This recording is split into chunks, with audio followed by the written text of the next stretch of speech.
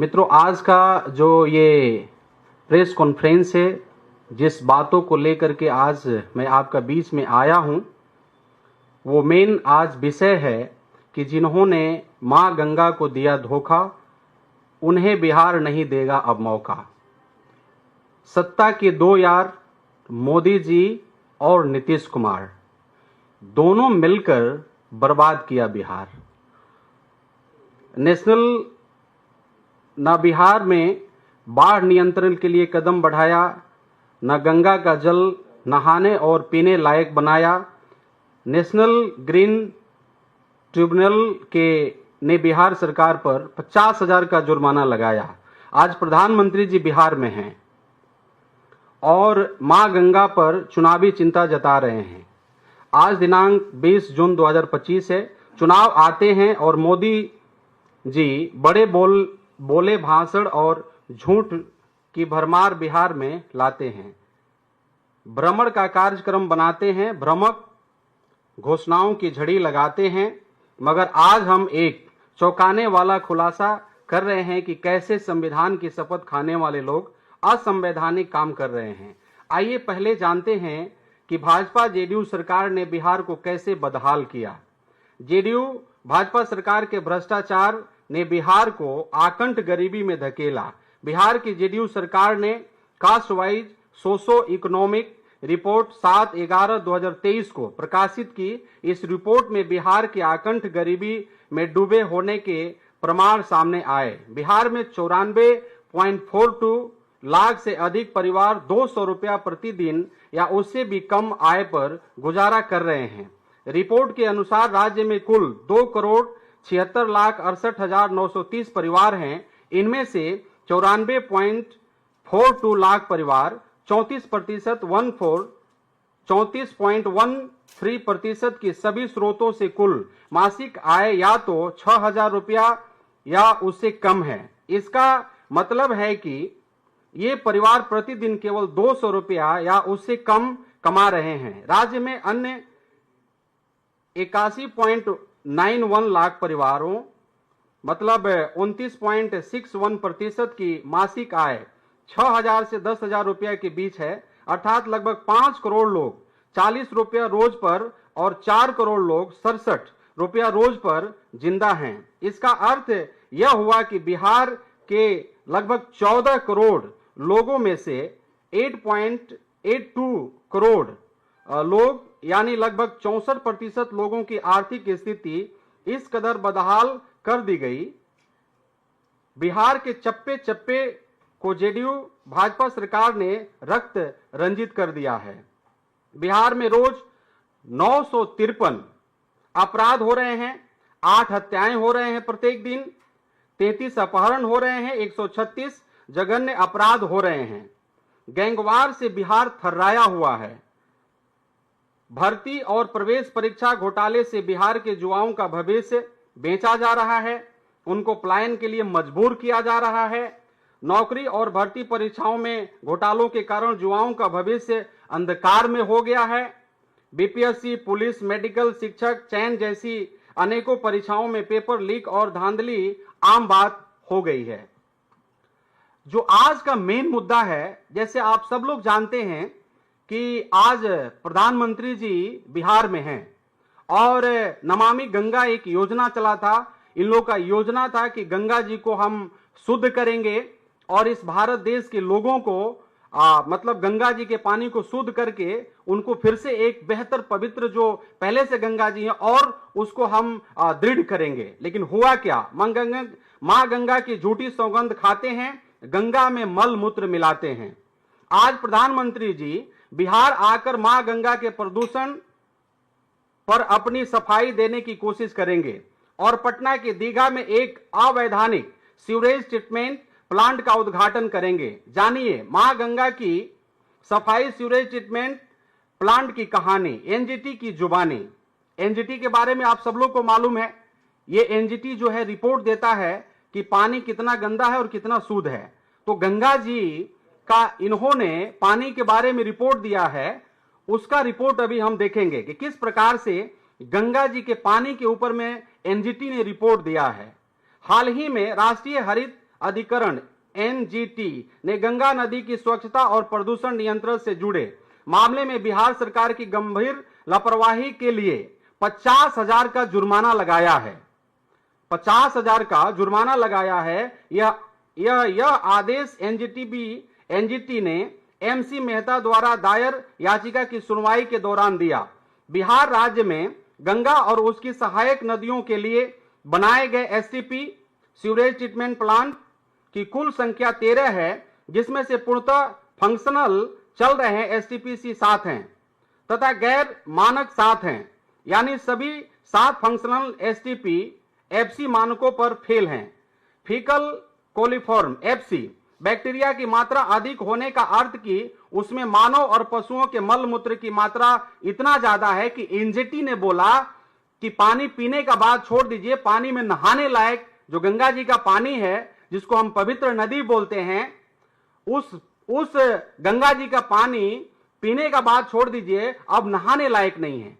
हमारा और हम सबों का, इवन पूरे भारत देश का 1.4 बिलियन लोगों का यह विश्वास है।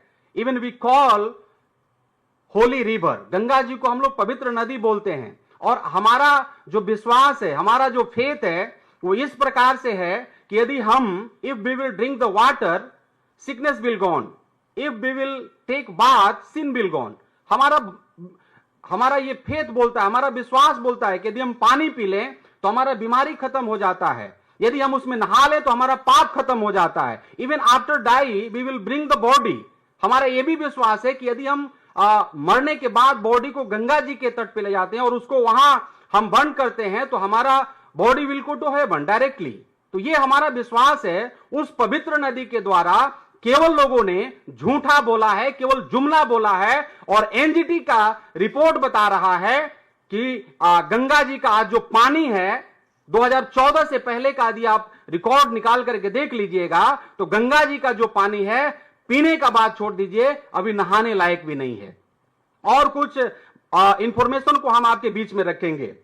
फीकल एफसी जो है, बैक्टीरिया की मात्रा अधिक होने का अर्थ है कि उसमें मानव और पशु के मल मूत्र की मात्रा इतना ज्यादा है कि उसमें पीने का बाद छोड़ दीजिए, नहाने लायक भी नहाने लायक भी नहीं है। नमामि गंगा योजना के अंतर्गत 2014-2024 के बीच बिहार को 3,914.53 करोड़ मिले, लेकिन सीवरेज ट्रीटमेंट प्लांट एसटीपी आधे से ज्यादा काम नहीं कर रहे हैं, और जो काम कर रहे हैं वह एक भी मानक स्तर पर खरे नहीं उतरे। मैं आपको बताना चाहता हूं, ये एसटीपी जो है, सीवरेज ट्रीटमेंट प्लांट जो है, इसलिए लगाया गया था और बड़ा पैसा दिया गया था बिहार को कि आप उस पैसों के द्वारा नमामि गंगा योजना चला करके गंगा जी का पानी को शुद्ध करिए। लेकिन उसका रिपोर्ट हम आपको बताने जा रहे हैं कि कितना बड़ा लोगों के साथ, बिहार के खासतौर पर लोगों के साथ में अन्याय हुआ, किस प्रकार से लोगों को धोखा दिया गया। एनजीटी ने पाया कि बिहार सरकार ने गंगा और उसकी सहायक नदियों के जल गुणवत्ता की रिपोर्ट तय समय पर जमा नहीं की। 38 जिलों में से केवल खगड़िया जिले की एक अपूर्ण और बिना हस्ताक्षर की रिपोर्ट सौंपी गई। बाढ़ क्षेत्र का सीमांकन नहीं किया गया। सर्वे ऑफ इंडिया से 1 मीटर कंटूर मैप लेकर फ्लड प्लेन जोन का सीमांकन करना था, जो अब तक नहीं हुआ है। दीघा में बना सीवरेज ट्रीटमेंट प्लांट एसटीपी नदी के बाढ़ क्षेत्र में स्थित है, जिससे बाढ़ के समय प्रदूषण का खतरा बढ़ सकता है। एक चीज और, जो चार्ट है वो आपके सामने में हम रखेंगे, कितना इन लोगों ने एसटीपी पटना में लोगों ने लगाया था, पटना के आसपास लगाया था। वो पहला, यदि आप पहला देखिएगा तो बेउर पटना है, जिसमें क्षमता एमएलडी जो था 43 था, लेकिन उपयोग का एमएलडी जो था 31 हुआ, और एफसी जो फीकल कॉलिफॉर्म है वो मानक स्तर पर खरा नहीं उतरा, मतलब बेउर वाला भी एसटीपी जो था वो फेल हो गया। एक दूसरा जो है करमाली चक, इसका जो क्षमता एमएलडी जो था 37 था, लेकिन उपयोग एमएलडी जो था वो 30 हुआ, इसका भी मानक स्तर पर ये खरा नहीं उतरा। तीसरा जो था वो सैदपुर पटना में था, और इसका जो मानक क्षमता था वो 60 था, लेकिन 37 पर काम किया।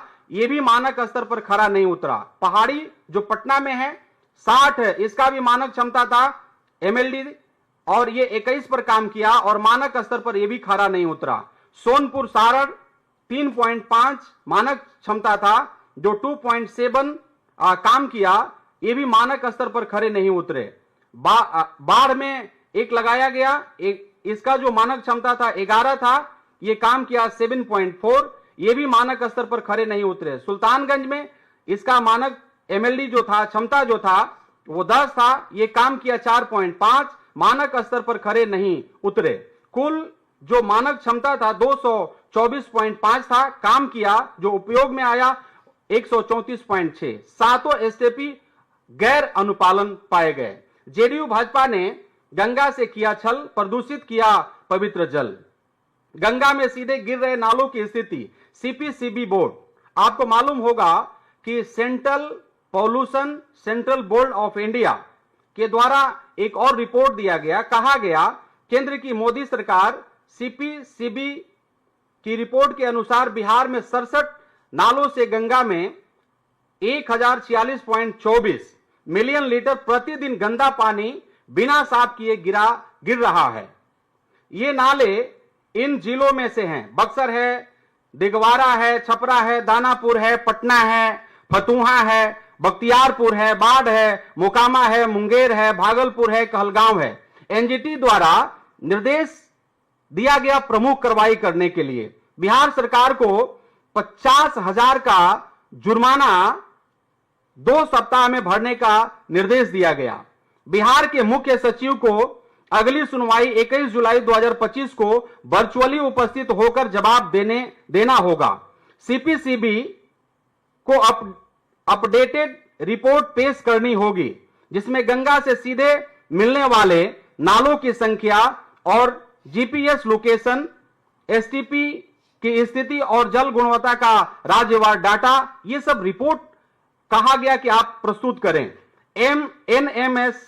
एनएमसीजी को अपने आदेश के तहत प्रभावी कार्यवाही करने और रिपोर्ट देने का निर्देश। नीतीश कुमार और मोदी जी द्वारा दीघा सीवरेज ट्रीटमेंट प्लांट का उद्घाटन अवैधानिक। एनजीटी ने यह पाया कि दीघा एसटीपी, जिसके लिए जो अभी ये लोग उद्घाटन आदरणीय मोदी जी आज हैं बिहार में और जिसका आज उद्घाटन करने जा रहे हैं, उसका ये रिपोर्ट है। एसटीपी जिसके लिए NMCG national mission for clean Ganga द्वारा 824 करोड़ खर्च किए गए थे, वास्तव में बाढ़ और चक्रवात प्रवण क्षेत्र में स्थित है। कॉन्ट्रैक्टर की पर्यावरणीय और एवं सामाजिक जांच रिपोर्ट में भी इसी का उल्लेख था। इसके जवाब में केंद्र सरकार के national mission for clean Ganga वकील ने यह जानने के लिए समय मांगा कि दीघा एसटीपी को ऐसे स्थान पर स्थापित करने की अनुमति क्यों दी गई, अर्थात एनजीटी ने यह निष्कर्ष निकाला कि यह एसटीपी वास्तव में गंगा के बाढ़ क्षेत्र में ही बनाया जा रहा है। जब एनएमसीजी स्वयं स्वीकार कर रहा है कि बाढ़ के समय नदी का जल एसटीपी तक पहुंच सकता है, तो यह स्पष्ट रूप से दिखाता है कि यह स्थान प्राकृतिक जल बहाव क्षेत्र का हिस्सा है। ऐसी स्थिति में बाढ़ के दौरान एसटीपी स्वयं प्रदूषण फैलाने का स्रोत बन सकता है, खासकर अगर संरचना क्षतिग्रस्त हो जाए या अधिक जल दबाव में बह जाए। एनजीटी का सवाल, ऐसे स्थान पर निर्माण की अनुमति क्यों दी गई? एनएमसीजी को 2 बड़े सवालों के जवाब देने के निर्देश दिए गए। ऐसे संवेदनशील स्थान पर एसटीपी बनाने के लिए फंड कैसे जारी किया गया? यह सवाल पूछा सरकार से कि आप बताइए कि ऐसा अनुमति क्यों दिया गया जहां पर बाढ़ लग जाता है, जहां पर बाढ़ लग जाएगा, जहां पानी से भर जाएगा, वहां पर आप एसटीपी बनाएंगे, तो इसका कौन आदेश दिया, कैसे मिला? क्या कोई दिशा निर्देश, सिटिंग गाइडलाइन जारी किया गया है कि एसटीपी या कॉमन इफ्लुएंट ट्रीटमेंट प्लान जैसे ढांचे कहां बनाए जाएं ताकि बाढ़ क्षेत्र और पर्यावरणीय जोखिम से बचाया जा सके। एनजीटी ने यह भी कहा कि एनएमसीजी की भूमिका केवल धन आवंटन की नहीं है, बल्कि उसे यह सुनिश्चित करना भी जरूरी है कि परियोजनाएं पर्यावरणीय रूप से सुरक्षित स्थानों पर ही हो। उपरोक्त तथ्यों से साफ है कि प्रदेश भाजपा सरकार प्रधानमंत्री को और बिहार के जनता को अंधेरे में रखकर चुनाव में प्रचार पाने के लिए एवं अवैधानिक काम को आकार दे रही है। मित्रों, आप सभी को मालूम होना चाहिए, आपको पता होना चाहिए कि आदरणीय मोदी जी आज बिहार में हैं। इससे कुछ दिन पहले पिछला महीना में लास्ट वीक में हमारे ही जिला रोहतास के विक्रमगंज में थे। आपको यह मालूम होना चाहिए कि पिछले चुनाव में 19 में 14 में मोतिहारी थे, रोहतास में थे, और मोतिहारी में जब थे तो इन्होंने खुद अपने मुंह से बोला कि ये जो बंद पड़ा चीनी मिल है इसको मैं चालू करूंगा और इसी मिल से चीनी बनेगा और इसी चीनी से मैं चाय पीऊंगा। उसके बाद 2019 में हमारे जिला का बड़ा फैक्ट्री डालमिया नगर है, जिसको इन्होंने कहा था कि मैं 2019 में इसका उद्घाटन करूंगा, जो आज तक बंद पड़ा है। एक चीज और मैं आपको बताना चाहता हूं कि इनकी रैली अभी सैकड़ों के तादाद में लगेगी बिहार में, और एक एक रैली में इनका खर्चा जो है मतलब करोड़ों में हो रहा है।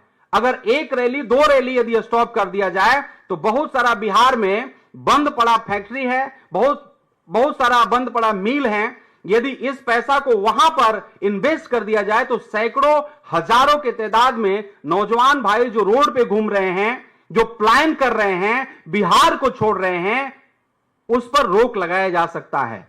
लेकिन होगा क्या? बात वही है, आप सबको मैंने बोला कि सत्ता के 2 यार मोदी जी और नीतीश कुमार, ये दोनों ने मिलकर के बर्बाद किया बिहार। तो अब ये जो रिपोर्ट है, आप गए मंच पर बिहार में, एक चीज और आपने देखा होगा, मधुबनी में माननीय मोदी जी गए थे और ही स्पोकन वेरी वेल इंग्लिश। मैं एक चीज और आपको बताना चाहता हूं, बिहार में यह जानकारी आप सबको मालूम होगा कि बिहार में 10 क्लास तक 10 तक इंग्लिश जो है कंपलसरी नहीं है, और आप मधुबनी में जा रहे हैं और वहां जाकर के इंग्लिश बोल रहे हैं, मतलब बिहारियों को इंग्लिश में भाषण सुना रहे हैं। तो आपसे मेरा एक और निवेदन है कि आप इंग्लिश जब बोली दिए मधुबनी में, जब बिहार के बीच इंग्लिश बोली दिए, तो आप 10 तक जो कंपलसरी इंग्लिश नहीं है उसको आप कर दीजिए। देखिए, बहुत सारा मुद्दा है। आपको मैं एक चीज और बताना चाहता हूं, चूंकि मैं शाहबाद से आता हूं, हमारा जो संसदीय क्षेत्र है वो सासाराम है। सासाराम ऐतिहासिक क्षेत्र है, धान का कटोरा कहा जाता है, बाबू जगजीवन राम जी, बहन मीरा कुमार जी का सिंचा हुआ धरती है। जो मुझे अवसर मिला तो कुछ सोचा जाए, 20 साल में लगभग कुछ महीना छोड़ दिया जाए तो 20 साल भाजपा और जेडीयू के पास में ये बिहार सरकार, बिहार का काज इनके हाथ में रहा और पूरे तरह से लोगों ने बर्बाद कर दिया। मैंने आपको रिपोर्ट बताया कि गरीबी चरम सीमा पर है, बेरोजगारी चरम सीमा पर है, लोग स्वास्थ्य से बदहाल हैं, लोग शिक्षा की जो हालत है वो बदहाली है। लेकिन रोज अब सैकड़ों रैलियां लगेगी और एक एक रैली में मतलब 80 करोड़, 90 करोड़, 100 करोड़ रुपया खर्चा होगा, और ये जो पैसे हैं बिहार के लिए और बिहार के जनता के लिए जो है, यदि सही वे में काम किया जाए तो बहुत कुछ हो सकता है। मेरे मित्रों, आज का जो ये मेरा मेन मुद्दा था, आज मैं आप लोग के सामने में लेकर के आया। मैं विश्वास करता हूं कि आप लोग के माध्यम से बिहार सरकार भी इसको सुनेगा और भारत सरकार भी सुनेगा और इसके ऊपर जरूर ध्यान मतलब आकर्षित करेंगे और इसको ठीक करने का प्रयास करेंगे। धन्यवाद।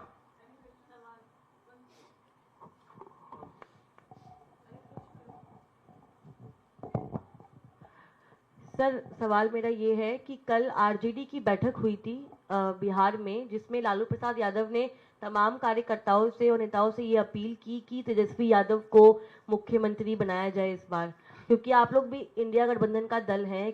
तो क्या आप लोग भी सहमत हैं और आप लोग भी ये चाहते हैं कि तेजस्वी यादव मुख्यमंत्री चेहरा हो, और ये कब तक अनाउंस होगा? अगर होगा देखिए मैं आपको बताना चाहता हूं, जितने भी दल हैं, जितने भी पार्टी हैं, लोकतंत्र में सब स्वतंत्र हैं। हम बिहार में जितने भी पार्टी हैं, गठबंधन के जितने भी अलायंस पार्टनर हैं, हम सभी लोग इसीलिए काम कर रहे हैं, हार्ड वर्क कर रहे हैं कि हम मुख्यमंत्री बने या मुख्यमंत्री बनाएं। तो उसका आप चिंता छोड़ दीजिए। हम लोग अलायंस जितने भी इंडिया गठबंधन है सब इंटैक्ट है, हम मजबूती से खड़े हैं और इस बार हम तैयार हैं। हम आपको आज इस मन से बताना चाहते हैं कि इस बार बिहार का जो बड़े तादाद में जो बेरोजगार हमारे भाई बहन हैं, किसान जो बदहाली में हैं, स्वास्थ्य से जो परेशान लोग हैं, शिक्षा से जो परेशान लोग हैं, ये सभी लोगों ने मिलकर के ठाना है इस बार बिहार में महापरिवर्तन होगा और इस बार महागठबंधन का सरकार बनेगा।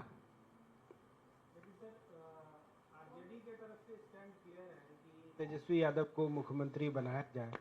सवाल यही है कि कांग्रेस उस स्टैंड पे है या नहीं। हम अलायंस पार्टनर हैं। आरजेडी की यदि मतलब किसके पास इच्छा नहीं? आप जितने भी मीडिया बंधु बैठे हैं, आप सब चाहते हैं कि हम बड़े एंकर बने। तो आपकी इच्छा को हम कैसे कह सकते हैं कि नहीं आप उस योग्य नहीं है? क्योंकि आपका चाहत है। आप जितने भी मीडिया बंधु बैठे हैं, आप सब चाहते हैं कि भारत में हम स्मार्ट बने, नंबर 1 बने। तो यदि आरजेडी इस प्रकार से चाहता है तो क्या गलत है? उसमें हमारा कोई सवाल नहीं है।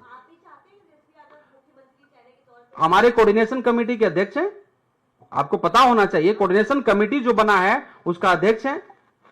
जो हमारा अलायंस पार्टनर है, मजबूत अलायंस पार्टनर आरजेडी है। तो अगर उनकी इच्छा है तो उसका मैं स्वागत करता हूं, उसमें क्या दिक्कत है। लेकिन चुनाव होगा, अभी हम लोग का मेन जो फोकस है, हम सब लोग मिलकर के चुनाव लड़ेंगे और चुनाव के बाद में ये 1 घंटा का काम है। आप हमारा बात छोड़ दीजिए, हम लोग का महागठबंधन का सवाल पूछना छोड़ दीजिए। उधर देखिए तो उधर चिराग जी बनेंगे कि उधर आदरणीय नीतीश जी मुख्यमंत्री बनेंगे। अभी तो जीतन राम मांझी भी हाथ पांव मारने लगे। अभी उधर उपेंद्र कुशवाहा है, वो भी क्या क्या बोल रहे हैं। उनके बातों पर उधर देखिए कि उनमें क्या झमेला फंसा हुआ है। हम लोग का बात, हम लोग क्लियर हैं। हम लोग का ये आधा घंटा का काम है। मुख्यमंत्री मतलब बहुत बड़ा इशू नहीं है। मुख्यमंत्री हम लोग आधा घंटा में फैसला कर लेंगे, बन जाएगा। ये हमारे हाई कमान जो है पार्टी के, इंडिया गठबंधन के, वो सब आधा घंटा में इसको तय कर लेंगे। अभी हमारा मेन जो फोकस है वो चुनाव लड़ने पर है। बेरोजगारी जो मुद्दा है उसको लेकर के हम गांव-गांव जा रहे हैं, हम काम कर रहे हैं। सीटों को लेकर क्या सहमति बनी है? हम लोग खुश हैं। इंडिया गठबंधन में जितने भी अलायंस, अभी हम लोग का मोरिया होटल में हम लोग की मीटिंग हुई, उसमें हम सब कांग्रेस पार्टी के जितने भी वरिष्ठ लीडर थे, विधायक, सांसद और हमारे प्रभारी महोदय आदरणीय कृष्णाल वारू जी, माननीय अध्यक्ष राजेश राम जी, हम सब लोग उपस्थित थे। हम सब लोग खुश हैं। हम लोगों में डिस्कशन हुआ, पॉजिटिव है। हम लोग को जितना सीट मिलेगा, अब आप उसको देखिए, सारा बात मैं आपको नहीं बता सकता, लेकिन सच्चाई है कि जितने सीट अलायंस पार्टनर में जितने भी दल हैं वो सब लोग खुश हैं। जितना सीट हम लोगों में बातचीत चल रहा है वो सबको मिलेगा और सबको मान सम्मान करके एक दूसरे से हम लोग आगे बढ़ेंगे। सर, लेकिन इस तरीके की रिपोर्ट्स आ रही है और कई कांग्रेस के नेताओं ने भी ये बयान दिए हैं कि इस बार कांग्रेस पार्टी कम सीटों पर चुनाव लड़ने की तैयारी कर रही है, क्योंकि पिछली बार 70 सीटें मिली थी लेकिन उतना परफॉर्मेंस रेट नहीं रहा था। इसमें कितनी सच्चाई है? क्या कांग्रेस पार्टी इस बार हमारा प्रदर्शन देखिएगा मैडम ना। हम 9 सीट लड़े पार्लियामेंट का, हम 9 सीट लड़े। एक हम भी जीते हुए हैं सासाराम से। हम 9 में 3 जीत गए। तो हमारा प्रदर्शन कहीं भी खराब नहीं रहा। असेंबली की बात करिए, आपके खुद के नेताओं का ये बयान आया। मैडम मैं आपको बता रहा हूं, कहां से आपको रिपोर्ट है मुझे पता नहीं, लेकिन न्यूज फॉर नेशन का भी रिपोर्ट आया है कि महागठबंधन का सरकार बन रहा है और पूर्ण बहुमत से सरकार बन रही है। ये भी आपको रिपोर्ट आया होगा, आपने देखा होगा। हमने देखा 2 दिन 1 दिन पहले ये रिपोर्ट आया, सर्वे का रिपोर्ट आया। तो ये भी रिपोर्ट है मैडम। अब आपको कहां से रिपोर्ट आया ये नहीं, मैं तो नाम बता दिया। आप ही लोग के बीच में से लोगों ने, मीडिया वाले सर्वे किए, उस सर्वे का मैं रिपोर्ट देख रहा था कि महागठबंधन का सरकार बन रहा है और पूर्ण बहुमत से सरकार हमारा 131 तक हम सीट लाने जा रहे हैं। सीटों पर चुनाव लड़ने की बात सही है या गलत है सर? नहीं, कम सीट छोड़ दीजिए ना। हम जितने सीट मिलेगा उसमें हम सब खुश हैं। वो हमारा मतलब हमारा जो अलायंस हम पार्टनर हैं, हम जितने लोग हैं, कम सीट का सवाल ही नहीं है। कैसे आप कम सीट का बोल? हम 70 सीट लड़े थे। देखिए 1-2 कदम आगे पीछे होना होगा और दल को जोड़ने के लिए और लोगों को आगे ले चलने के लिए। उसमें जैसे पिछला बार मुकेश सहनी जी नहीं थे, अभी हमारे साथ हैं। तो मतलब 1-2 सीट, 2-4 सीट थोड़ी नहीं, 1-2 कदम, उसमें कोई मायने नहीं है। हम सब लोग इंटैक्ट हैं, एक साथ एकजुट हैं और हम लोग एनडीए गठबंधन को इस बार ध्वस्त करेंगे और बिहार का जनता महागठबंधन का सरकार पूर्ण बहुमत से बनने जा रही है और 4 से 5 महीना में बिहार के लोगों को बदहाली से बिहार के लोगों को सवेरा नया सवेरा होने जा रहा है। एक और सवाल मैं लेना चाहूंगी। जिस तरीके से एक वीडियो सामने आया था लालू प्रसाद यादव का, उस पर बीजेपी के कई वक्तव्य आए थे कि बी.आर. अम्बेडकर का अपमान उन्होंने किया। उसके बाद में अब एनसीएससी की तरफ से एक लेटर लिखा गया है चीफ सेक्रेटरी को इस पूरे मामले को लेकर और डिमांड की है कि इसके खिलाफ में एक्शन लिया जाना चाहिए क्योंकि एक अपमान है जो। मैडम, मैं आपको बताऊं, लालू जी सामाजिक न्याय के योद्धा रहे हैं। मैं चमार जाति से आता हूं। चमार को, डोम को, मुसहर को, जो गरीब, जो मुख्य धारा से, अति पिछड़ा को, बैकवर्ड को, इवन सर्व समाज के वैसे लोग जो मुख्य धारा से नहीं जुड़े थे, उसका आवाज थे लालू जी। और मैं कभी भी नहीं मान सकता कि लालू जी, चूंकि बाबा साहब डॉक्टर बी.आर. अम्बेडकर के मार्गों पर चलने वाले हैं और वो कभी भी बाबा साहब डॉक्टर बी.आर. अम्बेडकर का अपमान कर सकते हैं। उनका स्वास्थ्य सबको मालूम है। उनका स्वास्थ्य अभी वो मतलब ठीक ठाक नहीं है। अभी पिछले समय कुछ महीना पहले वो एम्स में भर्ती थे, मैं मानता हूं। लेकिन यदि आप रिपोर्ट या पता करिएगा तो पता चलेगा कि वो बाबा साहब का लालू यादव जी, आदरणीय लालू यादव जी या तेजस्वी यादव जी कभी भी अपमान नहीं कर सकते, क्योंकि बाबा साहब के विचारधारा से उन्होंने पैदा हुआ और बाबा साहब के विचारधारा लोग को आज तक भी वो जीवित हैं और चलते हैं और हर मन से बोलते हैं। मैं इस बातों को नहीं मानता। हो सकता है कोई किसी से मिस्टेक हुआ हो, लेकिन लालू जी कभी बाबा साहब का अपमान नहीं कर सकते। मनोज जी, एक सवाल है कि बिहार में इलेक्शन है, सारी पार्टी तैयारी कर रही है, जेएमएम भी जो तैयारी कर रही है बिहार इलेक्शंस को लेकर, जेएमएम कर रही है अगर इंडिया गठबंधन आरजेडी अगर उनकी मांगों को अगर पूरी नहीं करते हैं तो दूसरे विकल्प की ओर बढ़ेंगे और ऐसे में जेडीयू के एक मंत्री से भी उनकी मुलाकात हुई। देखिए ऐसी कोई बात नहीं है। आपको मालूम होना चाहिए झारखंड में हमारी सरकार है, झारखंड में इंडिया गठबंधन की सरकार है, उसमें कांग्रेस भी है, आरजेडी भी है और जेएमएम भी है। हम सब लोग मिलकर के झारखंड में सरकार चला रहे हैं। दिल्ली जैसा नहीं है। दिल्ली में वादा किया था लोगों ने कि 2500 मार्च को आपके खाता में चला जाएगा, बिजली की स्थिति ठीक हो जाएगी, बस का स्थिति ठीक हो जाएगा। आपने क्या किया? आप देखिए, रोज आप देख रहे होंगे मीडिया में जिन लोगों ने बोला कि हर झोपड़ी पर पक्का मकान बनेगा, उस झोपड़ी को लोगों ने इस बरसात के मौसम में तोड़ दिया और सभी गरीब लोग करा रहे हैं। और सबसे ज्यादा इस न्यूज को बिहार के लोग देख रहे हैं। इस बार बिहार के लोग, आप लिख लीजिए कि दिल्ली में बहुत सारे बिहार के लोग रहते हैं और बिहार का लोग इसका बदला, जो दिल्ली में आप गरीबों के साथ उनके मड़ई को, झोपड़ी को ढा करके, बुलडोजर चला करके आपने जो किया है, उसका बदला बिहार में हम लोग बड़े लेवल में लेने जा रहे हैं और यही गरीब आपको जवाब देंगे। केवल जुमला नहीं चलेगा। आप हमारे सरकार को देख लीजिए, तेलंगाना में हमने जो बोला, आदरणीय राहुल जी हमारे नेता हैं, उन्होंने जो बोला तेलंगाना में उन्होंने किया।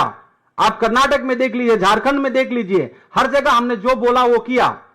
लेकिन ये जो बोलते हैं केवल चुनावी जुमला होता है। चुनाव में बहुत सारा चीज ये बोलते हैं, लेकिन चुनाव के बाद ये भूल जाते हैं, जैसे दिल्ली में भूल गए।